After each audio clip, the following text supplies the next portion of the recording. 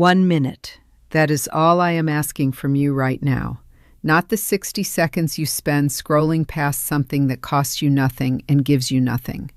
1 minute of precise, intentional, spiritually aligned spoken declaration, and I have watched what follows in the lives of people who learn to do this correctly, change in ways that defy what most of us were taught was possible. My name is Rabbi Naomi, and I have spent 31 years inside the ancient texts, the Psalms, the Kabbalah, the mystical teachings preserved in oral tradition from teacher to student for over 2,000 years, before a single word of it was ever committed to print. What I am going to share with you in this video is not a positive affirmation. It is not a mantra from a self-help book. It is a form of spoken declaration that the ancient sages called a kavanah, a directed intention that moves through the spiritual architecture of creation and opens channels that have been sealed. But you must stay with me until the very end of this video. If you receive only part of what I am going to teach, the mechanism is incomplete. A key that is missing one tooth does not open the lock. I need you to receive everything I am going to share, in the order I am going to share it, or the 60 seconds you spend on this prayer will be 60 seconds spoken into air. Before we go any further, I want you to type the word OPEN in the comments right now. Just that one word, OPEN. Do it before you watch another second. When you declare publicly that you are ready to receive, you create a spiritual agreement with the wisdom that is about to enter you. I have seen this simple act of public declaration shift something in people before the teaching even begins. Type it now, then stay with me. Here is what I want you to understand about where you are right now, before we talk about the prayer itself. Most people who are struggling financially are working on the wrong layer of reality. They are pushing and hustling and budgeting and planning at the physical level. And there is nothing wrong with physical effort. But the ancient teachers knew something that the modern world has completely forgotten, and it is this: the physical world is an echo. It is the last place abundance arrives. Before money appears in your bank account, before an opportunity lands in front of you, before the phone rings with good news, it has already moved through the spiritual layer. The sages called this the world of formation, Yetzirah, the place where things are shaped before they become visible. And the problem that most people have is not that they are not working hard enough in the physical world. The problem is that the channel between the spiritual layer and their physical life has become blocked. Not because they are bad people, not because they are being punished, but because of something very specific that I am going to name for you today. Your words have been leaking abundance out of your life. The specific pattern of language that you use when you speak about money, when you speak to yourself about what you deserve, when you react to a bill or a debt or a disappointing bank balance, that pattern of language has been quietly sealing the channel. And until you understand how to replace it, no amount of effort in the physical world will be enough. This is not a spiritual opinion. This is what the teachers of every major ancient tradition, Hebraic, Vedic, Sufi, all arrived at independently, separated by continents and centuries. Spoken word is the creative instrument of the universe, and you have been using yours in ways that no one ever warned you about. I want to tell you about the morning I learned this for the first time, because I did not receive it gently. I was 34 years old, and I was sitting in the study room of my teacher, Rabbi Eliezer ben David, may his memory be a blessing, at just before 6 in the morning in Jerusalem. The city had not fully woken yet. The light through the window was that pale gray gold that Jerusalem gets in the hour before the sun clears the Mount of Olives. And I had come to him with what I believed was a spiritual question, but which was in truth a financial desperation I had dressed in spiritual clothes. My school, the small learning center I had spent 4 years building, was failing. Not slowly, it was accelerating toward closure. I had 17 students enrolled, and I needed 45 to cover my costs. I had tried everything I knew.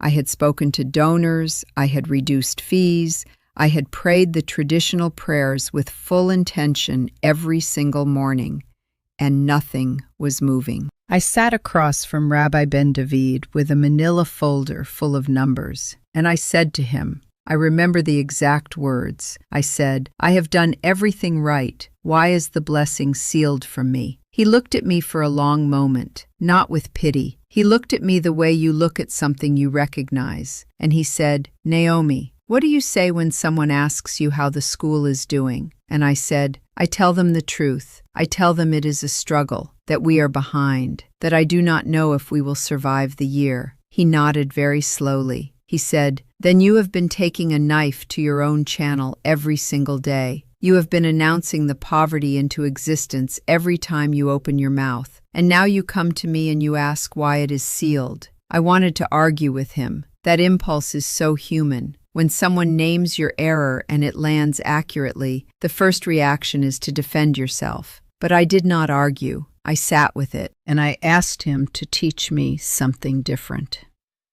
What he shared with me that morning, beginning at 6 and continuing until just past 9, is the foundation of everything I am going to give you today.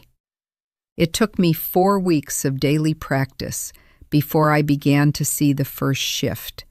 Not overnight, 4 weeks.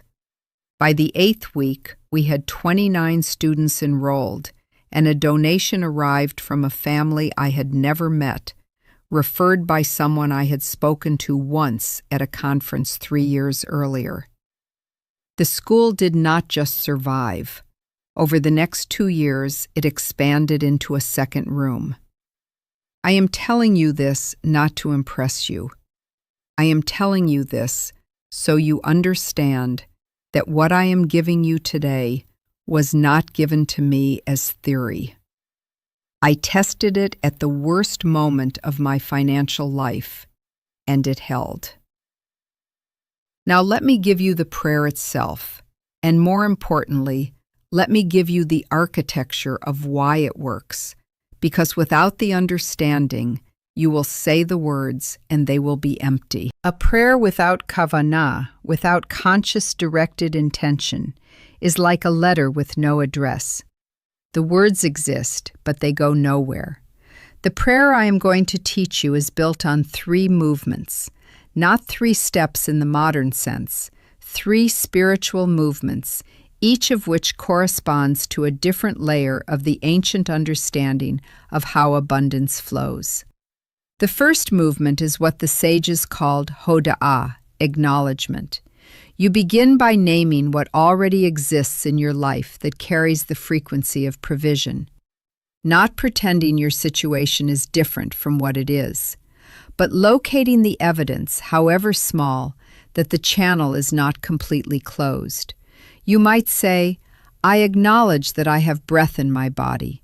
I acknowledge that I have a mind capable of receiving wisdom. I acknowledge that there is warmth around me today, and food, and the capacity to learn. The specifics will be your own, but the movement is always the same. You find the thin thread of provision that is already present, and you name it out loud. You do this because abundance, in the ancient understanding, flows toward gratitude the way water flows toward low ground. Not metaphorically. The teachers of Kabbalah understood gratitude as a vibrational frequency, and frequency determines which spiritual channels are open to you. When you speak in the language of lack, you broadcast on the frequency of lack. When you speak in the language of recognition, even small recognition, you begin to shift the broadcast. And here is what most people misunderstand about this. You are not lying to yourself when you do this. You are not pretending the struggle does not exist. You are simply changing the first word out of your mouth in the morning. You are deciding that the channel opens before you address the problem. Many people do exactly the opposite. They wake up and the first thought is the bill, the debt, the gap, the fear. And then they try to pray from inside that frequency. The sages said this is like trying to light a candle inside a sealed room with no oxygen. The flame cannot catch. The first movement creates the oxygen. Speak it for 15 to 20 seconds. Specific, personal, yours. The second movement is what the teachers called bakasha, petition. This is the actual request, but it must be formed in a very specific way that most people have never been taught. You do not ask from fear. You do not say, "Please let me have enough money to pay my rent." That prayer is loaded with the energy of deficiency. The ancient teachers said that when you petition the divine for provision, you must frame the request as someone who already belongs in the place they are asking to enter. You say, "Open the gates of provision to me today. I am ready to receive. I am a vessel prepared for abundance. Direct toward me the pathways that are already written in my name." You are not begging. You are declaring your readiness. There is a profound difference between begging and declaring, and the frequency they carry is completely opposite. Begging says, "I do not yet have what I need, and I am uncertain I deserve it." Declaring says, "I know that provision is real, I know it has a path, and I am opening myself to receive what is mine." Speak this second movement for 15 to 20 seconds. Change the words to your own language, your own tradition, your own relationship with the divine, but hold the structure. Acknowledgement. Then petition from a posture of readiness, not desperation. The third movement is the one most people skip entirely, and it is the one that seals the prayer and activates it. The sages called it bitachon, trust, or more precisely, surrender. You end the prayer not by asking for more, not by naming more fears, not by adding conditions. You end it by releasing the petition completely. You say, "I release this into the hands of the one who arranges all things. My part is to be ready. The timing, the form, and the path are not mine to determine. I trust the arrangement." This third movement is so difficult for modern people because we have been trained to control outcomes. We have been taught that if we are not managing and tracking and worrying, we are not being responsible. But the ancient teachers understood something about trust that neuroscience has recently begun to confirm. The grip of anxious control actually narrows the field of possibilities the mind can perceive. When you hold on too tightly to how and when the abundance must come, you become blind to the doors that are opening. Bitachon is not passivity.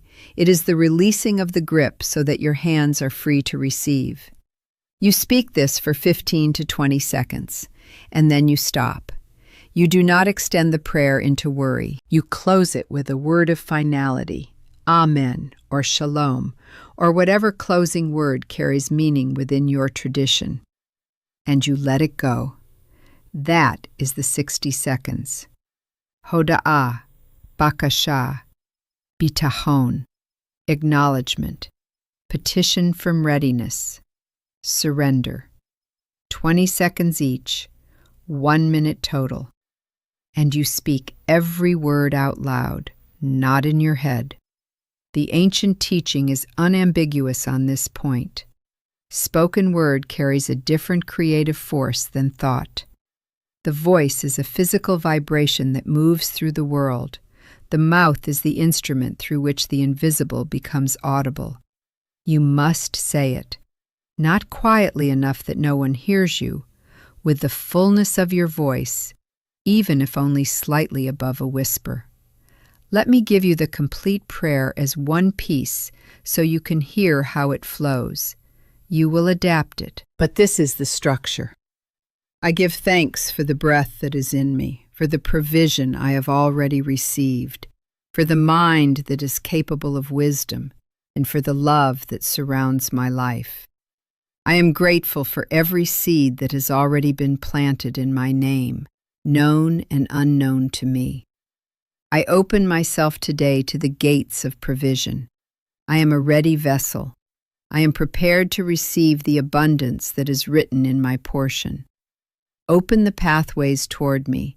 Direct toward me the opportunities, the relationships, the wisdom, and the resources that are part of my harvest. I come not from desperation, but from readiness. I am here. I am open. I receive. And now I release this petition. The timing is not mine. The form is not mine. The path is not mine. I place this in the hands of the one who arranges all things, and I trust the arrangement. Amen. Read that aloud, right now, before you continue watching. Read it with your actual voice, not in your mind.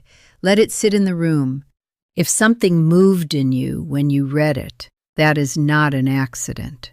That is the beginning of the channel opening. Now I want to warn you about what happens next, because this is the place where most people stumble, and I would rather prepare you for it than watch you arrive there unprepared and abandon the practice. Within the first 3 to 7 days of saying this prayer with the precision and the structure I have described, you are very likely to be tested. Not punished. Tested. The ancient teachers were very clear that when a person begins to shift their spiritual frequency, when you begin to move from the broadcast of lack toward the broadcast of readiness, the old patterns do not simply dissolve. They surface.